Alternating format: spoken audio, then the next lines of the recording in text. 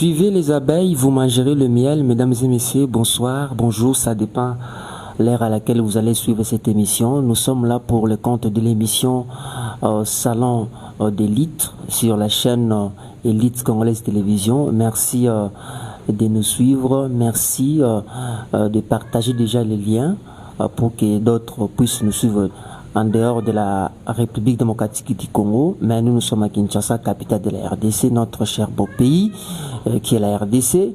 Alors, pour ce nouveau numéro d'aujourd'hui, je reçois pour vous Maître Rigobert Mouizou. Maître Rigobert, avec lui, nous allons aborder question d'actualité. L'actualité nous oblige pour essayer un peu d'analyser la situation en RDC. On prend l'aspect, la décision du ministère de l'Intérieur qui a suspendu le PPRD avec toutes ses activités. Nous allons prendre le point de vue de maître Rigobert Mouizou, qui est analyste politique ainsi que analyste et puis élite congolaise. Maître Mouizou, bienvenue.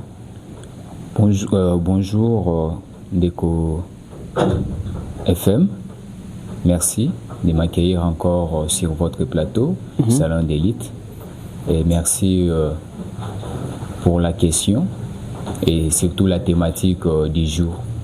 Ok, alors nous avons tous suivi après les conclaves de Nairobi qui a créé une plateforme politique sur le Congo. Le numéro 1 de cette plateforme annonce son retour à Kinshasa, on en parle encore. Alors, votre point de vue, première question, c'est ça. Notre point de vue sur le retour du numéro 1 a déjà été donné.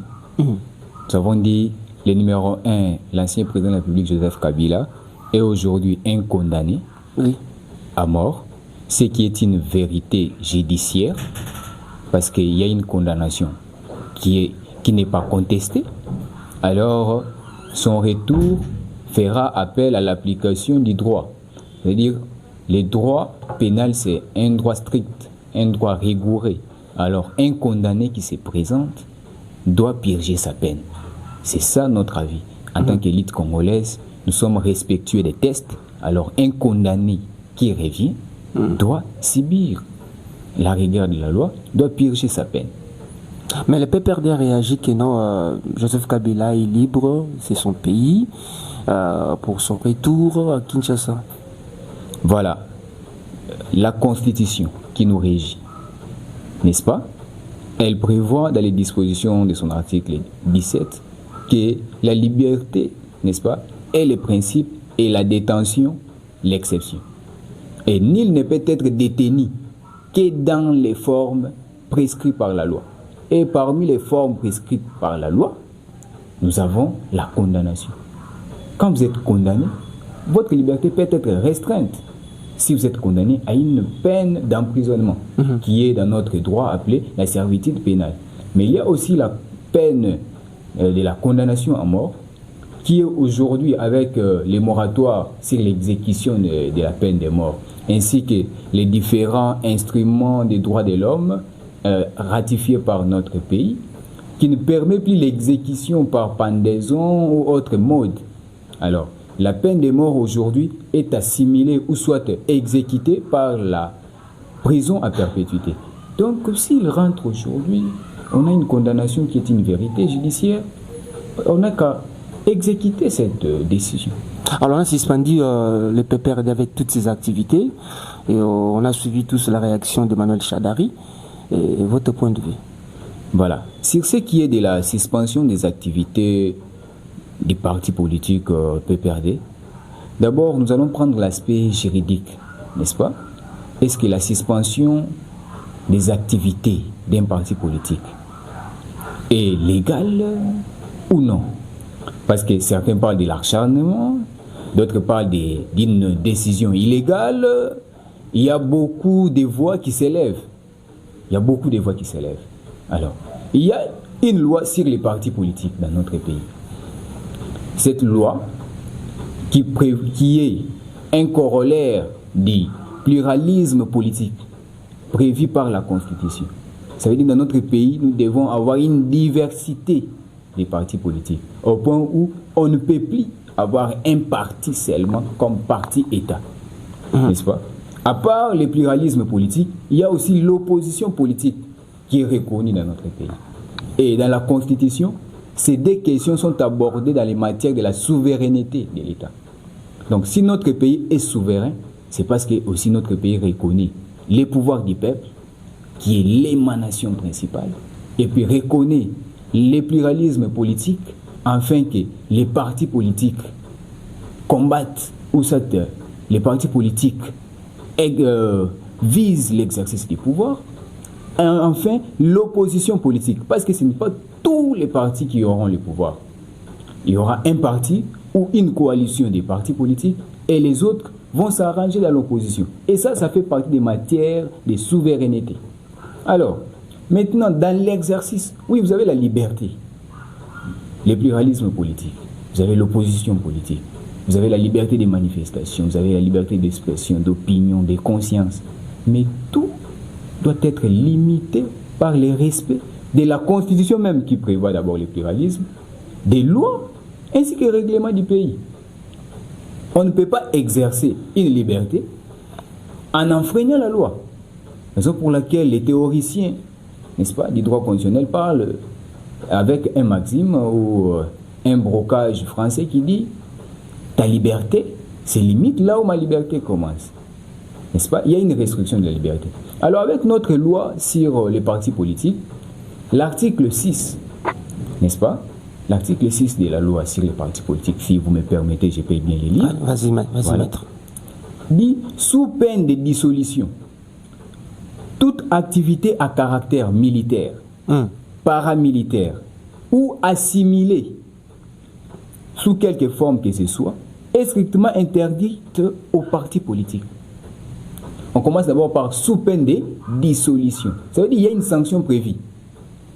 Un parti politique qui exerce des activités militaires, paramilitaires ou assimilées, n'est-ce pas, peut être dissous. Parce que ces activités-là sont interdites.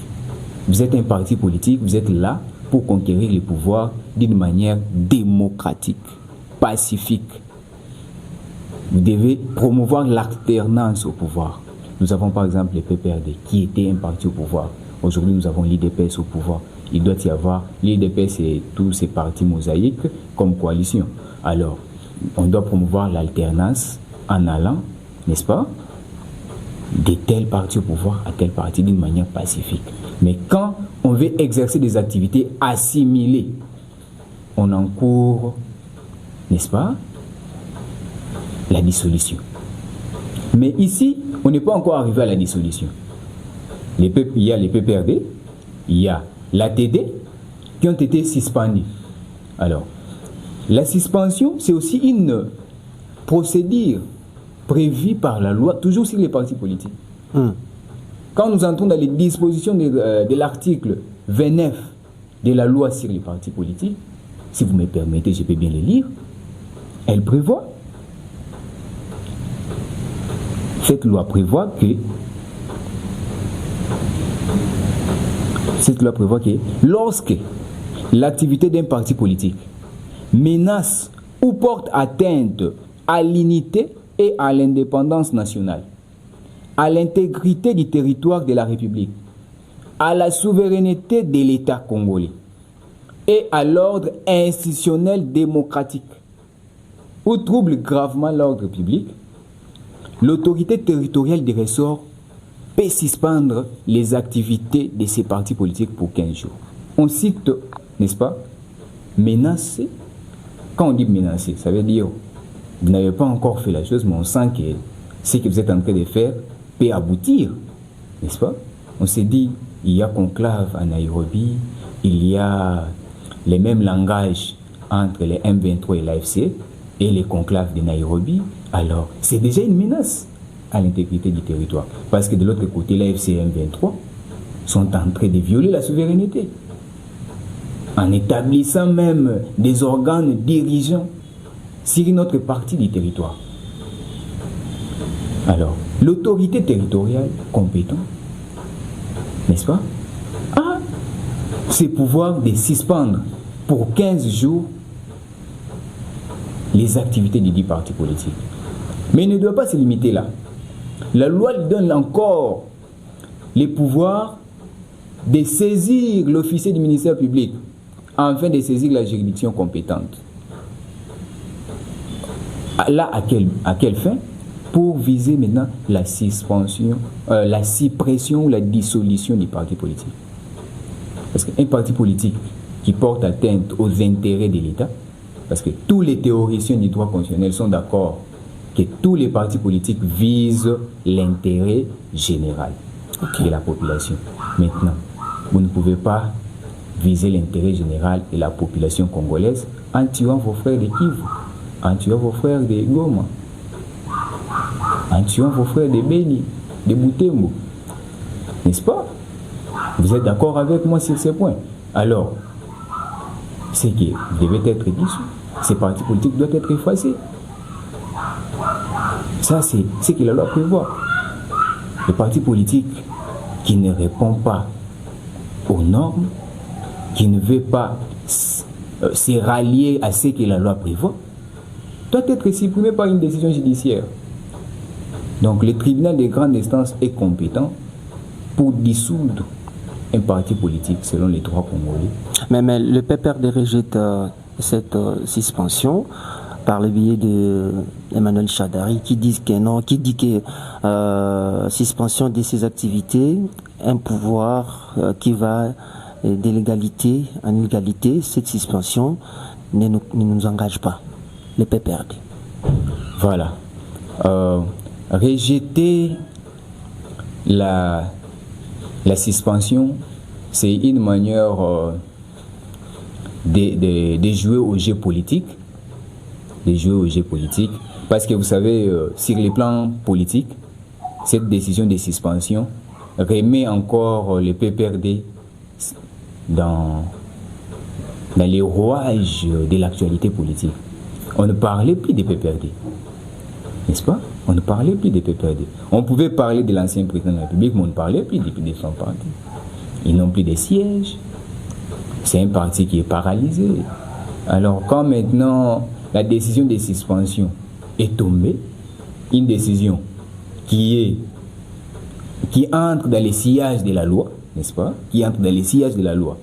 Mais qui maintenant trouve que cette décision nous permet de revenir dans la sphère politique, de crier haut et fort. Voilà. J'ai lu les conclusions de Radio France Internationale, de RFI, sur cette décision. Qu'est-ce que RFI dit dans ses conclusions quand il analyse cette décision de suspension? Il dit, reste à savoir comment le pouvoir va réagir, lui qui a les proches de Joseph Kabila dans les visères depuis plusieurs mois. Ça veut dire, RFI trouve que le pouvoir en place a les proches de Kabila dans les visères depuis plusieurs mois par rapport à cette décision. Ça veut dire, sur le plan politique, cette décision-là donne un peu une certaine récupération politique au PPRD pour revenir encore parler, faire entendre sa voix, voir que voilà, aujourd'hui, il y a une tyrannie qui s'installe, on ne veut plus du pluralisme politique, on ne veut plus de la liberté d'expression, d'opinion. Voilà les problèmes qui se posent. Pas sur les plans juridiques. Parce que sur les plans juridiques, il y a toute une procédure. On peut continuer avec la saisine de l'officier du ministère public, la saisine du tribunal, des grandes instances, jusqu'à la déclaration, soit à la décision de dissolution du parti politique. Mais sur les plans politiques, il y a une récupération.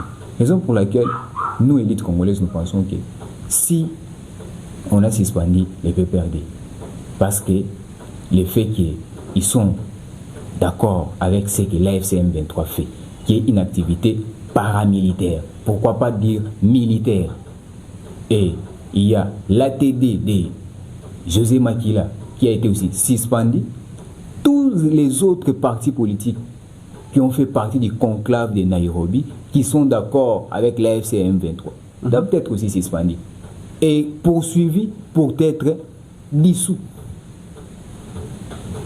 José Makila qui unit qui est la RDC, même des cités, le pays qui agresse la RDC. Que pensez-vous par rapport à cette attitude de José Makila? Voilà, par rapport à l'attitude de l'ancien ministre des Transports et autres fonctions qu'il a assumées dans ces pays, parce que je dois l'identifier par ça. Si on l'a connu, c'est parce qu'il a assumé des fonctions dans ces pays. Il est redevable à ces pays. Il est redevable au Congo. Il est redevable aux Congolais.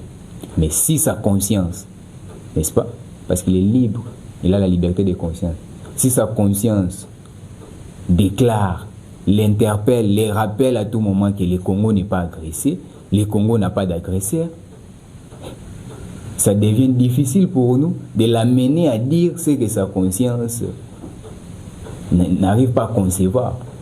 Mais si sa conscience est claire, elle interpelle que le pays est agressé et qu'il y a un agresseur qui a été dénoncé par les institutions du pays, cité devant les Nations Unies, comme le Rwanda, cité devant l'Union européenne, devant plusieurs conférences, au point où l'actuel président de la République a tendu la main au président rwandais afin qu'il appelle ceux qui sont en train d'agresser les pays, ceux qu'ils appuient, de se retirer.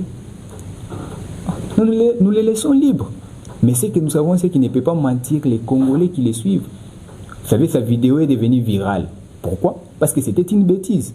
Et je ne sais pas s'il l'a fait parce qu'il sait très bien que les bêtises deviennent virales. Alors, je vais faire ça, je vais nier que je ne sais pas.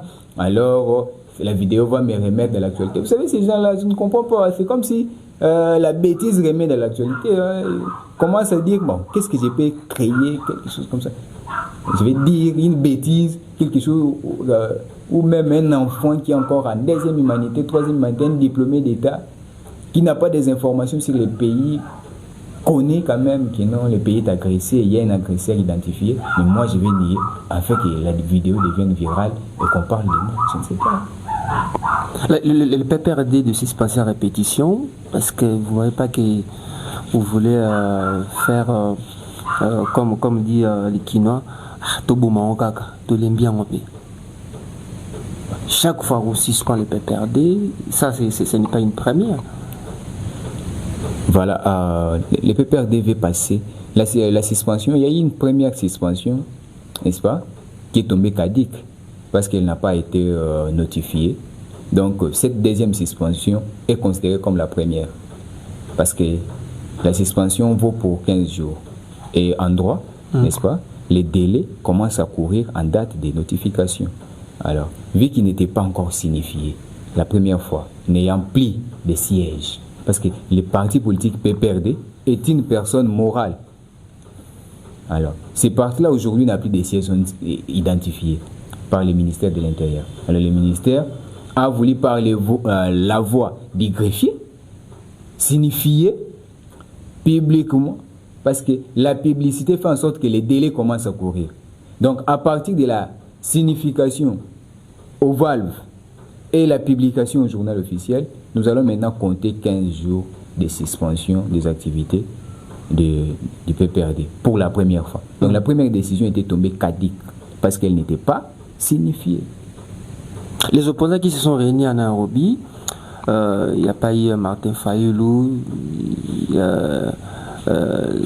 du côté de la Mouka, mais est-ce que tous ces opposants-là doivent être suspendus parce qu'ils viennent participer à une plateforme qui les Congolais fustigent que non, ils sont contre la République.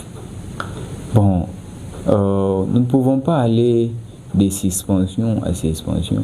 Il y a la responsabilité d'un parti politique et puis il y a la responsabilité des personnes qui animent un parti politique d'autre part.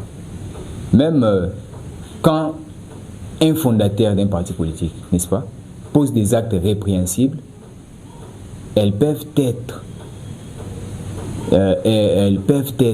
réprimées comme l'atteinte à la sécurité intérieure et extérieure de l'État. Et il peut être poursuivi séparément de son parti politique. On peut laisser les partis politiques, mais on poursuit les fondateurs ou soit les dirigeants qui ont posé ces actes-là au nom du parti politique. Mais on peut aussi poursuivre les partis politiques dont la décision est la dissolution. Maintenant, quand vous prenez les cas des opposants qui n'étaient pas à Nairobi, bon, on ne doit pas chercher des poux dans la calvitie. Nous devons voir quels sont les actes qu'ils ont posés qui sont répréhensibles par la loi et quelle est la sanction prévue par la loi. Parce qu'il y a un syllogisme juridique. Il y a les faits, il y a les droits et puis il y a la décision. Donc c'est ce que nous pensons. Alors, la RDC est un état de droit sur le plan politique. Cette décision ne fragilise-t-elle pas la démocratie? Voilà. Sur le plan politique, nous sommes dans un état de droit. Un état de droit, c'est l'état qui est soumis au droit. Lui favorise la politique saisie par les droits. Ça veut dire l'action politique maintenant dépend de ce que les règles de droit ont prévu. Et la démocratie, parce que notre pays, il y a une redondance. Nous sommes la République démocratique du Congo. Et la Constitution, dans son article 1er, dit la République démocratique du Congo est un État démocratique. Donc la République démocratique du Congo est un État encore démocratique. On insiste sur la démocratie. Mais le problème aussi, c'est la culture. La démocratie ne signifie pas injurier. Quand tu passes à la télé, tu vas tomber sous les infractions. La démocratie ne signifie pas prendre les armes quand on n'est pas d'accord avec les pouvoirs en place. La démocratie aussi signifie user des instruments démocratiques pour accéder au pouvoir. Alors, étant donné que nous sommes dans un État démocratique, la souveraineté nationale appartient au peuple. Le pouvoir appartient au peuple. C'est le peuple qui est le souverain. Et un parti politique n'est pas souverain. C'est une fraction. C'est un groupe. Et non le peuple. N'est-ce pas? Par exemple, si aujourd'hui ils doivent faire une déclaration, je prends l'exemple du parti politique ATD qui vient d'être suspendu. S'il veut faire une déclaration, il ne dira pas nous, peuple congolais. Non. Il dira nous, ATD. Vous voyez? Quand ils étaient à Nairobi, ils n'ont pas dit nous, peuple congolais, nous, tel, réunis en telle date, voilà ce que nous avons pris comme résolution. Et nous avons fait des tels présidents du conclave. Là, c'est entre eux. Et puis, ça n'engage que eux. Ça n'engage pas toute la population congolaise. Ça n'engage que eux. Alors, si on doit parler de la fragilisation de la démocratie congolaise, nous devons voir la réaction, n'est-ce pas, que la population a face aux actes que le pouvoir en place est en train de poser. Est-ce que la décision de suspension des activités des partis, d'ailleurs nous demandons qu'on suspende encore d'autres partis qui sont restés là du conclave de Nairobi. Est-ce que la suspension des activités de ces partis-là, mais c'est ce qu'on est là, on doit suspendre. Oui, on doit suspendre. Parce que et tous sont d'accord avec un mouvement militaire. Ils disent que ce mouvement militaire-là, c'est l'aspiration du peuple congolais, qu'ils m'enlèvent dans ces peuples congolais. Là, déjà, moi, je ne fais pas partie des gens qui aspirent à ce qu'un groupe militaire vienne prendre le pouvoir par la force. Et quand ils prendront le pouvoir par la force, qu'est-ce qu'ils vont faire? Ils mettront la constitution en pause, ils mettront en place une nouvelle constitution. Les institutions démocratiques qui sont là, ils vont utiliser ces institutions. Ou ils vont nommer leurs tantes et oncles dans les assemblées et autres. Ils ont dit qu'ils vont sauver le Congo. La RDC, notre pays, c'est un pays à développer. C'est un pays à développer et non un pays à sauver. Si on doit sauver les Congos, on doit sauver les Congos de la pauvreté. On doit sauver les Congos de son système éducatif. On doit sauver les Congos de la culture démocratique. On doit sauver les Congos. Donc le Congo est à développer et non à sauver. Le Congo est à développer. Développons les Congos. Ça veut dire vous avez beaucoup d'argent à la place de payer les billets d'avion pour aller à Nairobi. Cet argent-là crée encore une nouvelle boutique d'habillement, engage encore 5 Congolais. Toi qui n'es pas dans l'habillement, tu es par exemple dans je ne sais quoi, tu as des concessions, va encore cultiver encore tes concessions qui sont tout, paye encore 30, 40 Congolais pour qu'ils fassent pour toi les champs, qu'ils aient aussi quelque chose pour leur ménage. Là, on développe le Congo. Le Congo c'est pas tout le monde qui doit devenir dirigeant en fait pour que le Congo émerge. Chacun doit faire dans son secteur d'activité, il doit chercher à exceller, pas seulement devenir président de la République, pas seulement devenir député national ou ministre, mais chercher à exceller dans son secteur d'activité pour faire évoluer le pays. Mais nous, ce qu'on est en train, le pays a des institutions qui sont là, qui travaillent, mais on donne l'image à l'extérieur d'une instabilité politique, de la crise politique. Les sociétés sérieuses vont s'installer ici comment? Les sociétés sérieuses vont émettre beaucoup de capitaux comment? Ils ont peur du pillage, ils ont peur parce qu'ils savent ce que ça veut manifester au Congo avec tout ce que les gens ont comme faim. Hein? C'est amener les gens à piller. Dernièrement, on manifestait contre l'agression à Goma. Mais à la place de se limiter à manifester contre l'agression à Goma, on a pillé SK. J'ai vu même quelqu'un piller un bureau et porter la touche d'avocat dans ce bureau-là. Alors, grave. Ça, c'est grave. Est-ce qu'on peut voler la touche d'avocat? Tu vas les vendre ça combien? C'est une tenue professionnelle. Imaginez un peu. Ça veut dire, on veut inciter la population à ce qui va nous remettre encore en arrière. Ce n'est pas correct. Ce pays est à développer. On a des institutions démocratiques en place. Si ces institutions, n'est-ce pas, n'arrivent pas à atteindre l'intérêt général, qui est le but ultime du contrat social, le peuple va sanctionner ces institutions au moment convenu, au moment opportun. Pas maintenant qu'on les laisse travailler, mais quand même on les laisse travailler, si on a un point de vue qui peut amener nos gouvernants à mieux faire, nous devons les dire et non chercher à les fragiliser, à les déstabiliser. Donc il y a par exemple aujourd'hui, ils pensent que c'est pour faire peur au pouvoir en place. De l'autre côté, c'est nous qui subissons. Ouais? Et que ce soit l'opposition. Parfois, moi je considère que ce soit l'opposition, que ce soit ceux qui gouvernent en ce moment, et ne perdent rien dans ça. C'est les petits peuples qui perdent. Imaginez si aujourd'hui, il y a marche pendant toute une semaine. La maman qui sort pour vendre les pains, pour trouver à manger chaque jour, elle ne sort plus. C'est elle qui perd.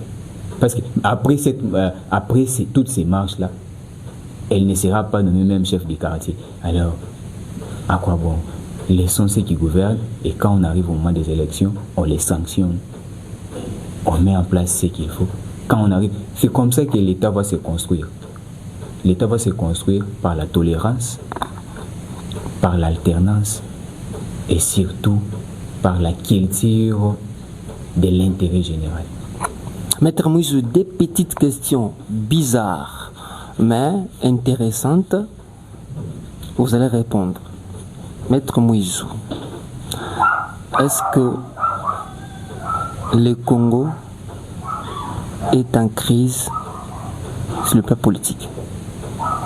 Voilà. Est-ce que le Congo est en crise sur le plan politique? La crise politique en RDC est prévue par les tests. La crise politique n'est pas déclarée à la télévision ou soit durant une matinée politique, non. La crise politique en RDC est prévue par les tests. Ça veut dire qu'il y a crise politique d'abord, au niveau central, lorsqu'il y a mésentente entre les parlements, n'est-ce pas, notamment l'Assemblée nationale et le gouvernement. Là, il y a crise politique. Mais en ce moment ici, le gouvernement et l'Assemblée nationale, il y a un amourachage incroyable. C'est de l'amour. Ils vivent une très belle relation. Et au niveau provincial, c'est lorsque l'Assemblée provinciale et le gouvernement provincial ne s'entendent pas. Mais quand on nous amène le concept de crise politique, c'est quelle crise? Parce que la crise politique au Congo, elle est textuelle. La Constitution prévoit les cas où on peut parler de crise politique. On parle même d'abord des crises persistantes. Ces crises-là doivent devenir persistantes pour qu'il y ait l'intervention d'une autorité établie par la Constitution pour le bon fonctionnement des institutions. où la Constitution lui donne la mission du garant du fonctionnement régulier des institutions et des pouvoirs publics. Mais aborder la question de la crise politique sur les plans que non, vous avez fait votre marche, soit vous êtes opposant, vous vous opposez au pouvoir en place et puis vous dites non, le pays est en crise. Non, le pays n'est pas en crise politique, le pays est plutôt agressé. On peut parler de la crise sécuritaire? Vous dites? C'est la crise sécuritaire. La crise sécuritaire, oui, nous pouvons parler de la crise sécuritaire, étant donné que nous avons une partie du territoire national qui est agressée par un mouvement militaire. Et là, nous sommes en crise sécuritaire sur une partie du territoire national. Et c'est tout l'État congolais qui est agressé. Ça veut dire, comme on agresse Goma, c'est Kinshasa qui est agressé, c'est Bandundu qui est agressé, c'est le Kassai qui est agressé, c'est l'Équateur qui est agressé, c'est la Chopo, c'est le Chouapa qui est agressé. Donc on peut parler de ça dans ce sens-là. Mais parler de crise politique. Et comment finit cette crise sécuritaire? Voilà. Sur ce qui est la question de comment finir la crise sécuritaire, vous allez voir que nous sommes un État ayant des tests, mais ayant aussi ratifié des instruments juridiques internationaux, notamment la Déclaration universelle des droits de l'homme. Nous sommes membres de la Charte des Nations Unies, où les règlements des différends entre États est premièrement pacifique. Ça veut dire que vous devez d'abord recourir au mode alternatif de résolution des différends. Vous devez recourir à la négociation, à l'arbitrage, à la médiation. Ça veut dire, si vous épuisez ces voies de recours, c'est là que vous pouvez maintenant entrer dans ce qu'on appelle les règlements juridictionnels, saisir la Cour internationale de justice pour dénoncer votre agresseur. Et vous allez voir que pour l'instant, notre État est en train de se battre sur les plans diplomatiques pour la résolution pacifique de ces différends. Jusqu'au point où le président de la République a tendu la main au président du pays agresseur. Mais si nous sommes attaqués sur les plans militaires, n'est-ce pas? Nous avons aussi ce qu'on appelle les droits de la légitime défense, l'usage des forces pour la légitime défense. C'est prévu par la Charte des Nations Unies. On ne peut recourir à la force que lorsque on est attaqué et on face à une menace grave de notre souveraineté. Par exemple, si l'armée rwandaise entre sur notre territoire, nous pouvons répliquer sans déclarer la guerre. Parce qu'il y a des gens qui ont dit non, l'État congolais doit déclarer la guerre au Rwanda. Ils oublient que nous avons ratifié des actes qui font que si aujourd'hui l'État congolais déclare la guerre au Rwanda, demain après-demain, nous serons poursuivis comme agresseurs du Rwanda. Or, c'est les Rwandais qui nous avaient agressés. Parce que s'il y a guerre, les Rwandais peuvent demain après-demain vous sortir des actes, des massacres des civils. Non, quand vous étiez venus, vous aviez eu à massacrer les civils et tout et tout. Voilà. Et puis, vous serez appelé à répondre de ces actes-là. Donc, je pense que les gouvernants en place, n'est-ce pas, s'ils sont encore en train d'utiliser des modes pacifiques, c'est pour de bonnes raisons. Ils sont informés. Tout ce que je dis ici, ils le savent. Et ils ont les informations parce que c'est lui qui est au pouvoir. Quand même, on doit sortir des débats de la rue. C'est lui qui est au pouvoir. Comment vous allez dire qu'il n'est pas informé? Il est peut-être mieux informé que nous autres.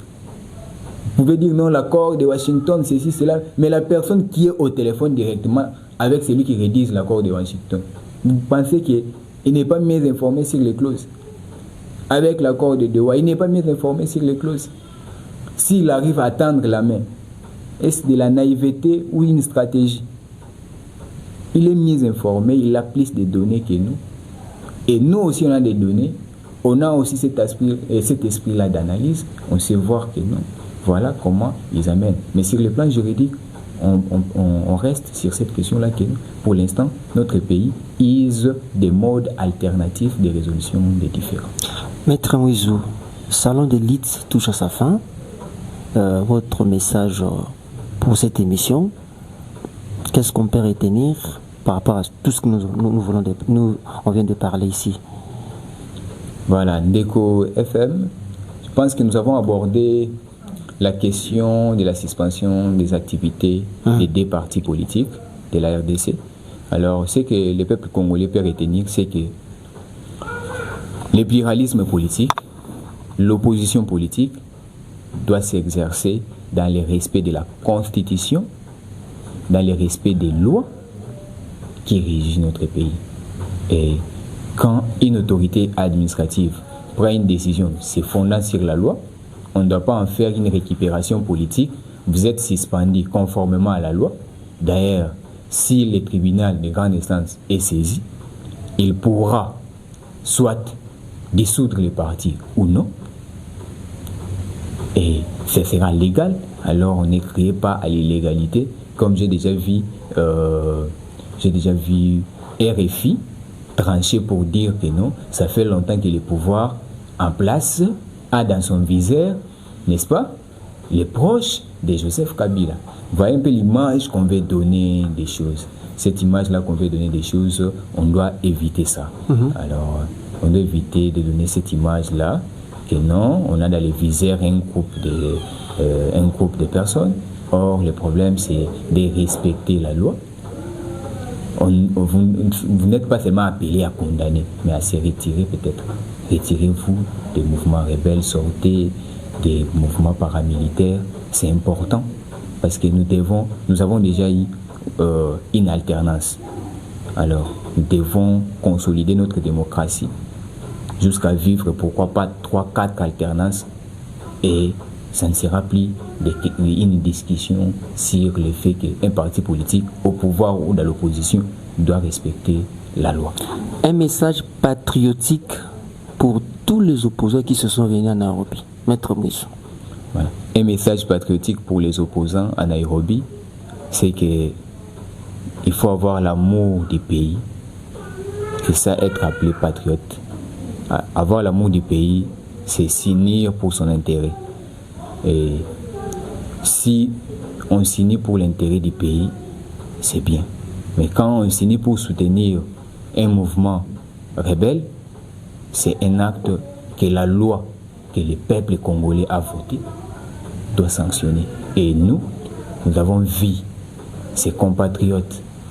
Aujourd'hui, je ne peux plus les appeler compatriotes, mais citoyens congolais.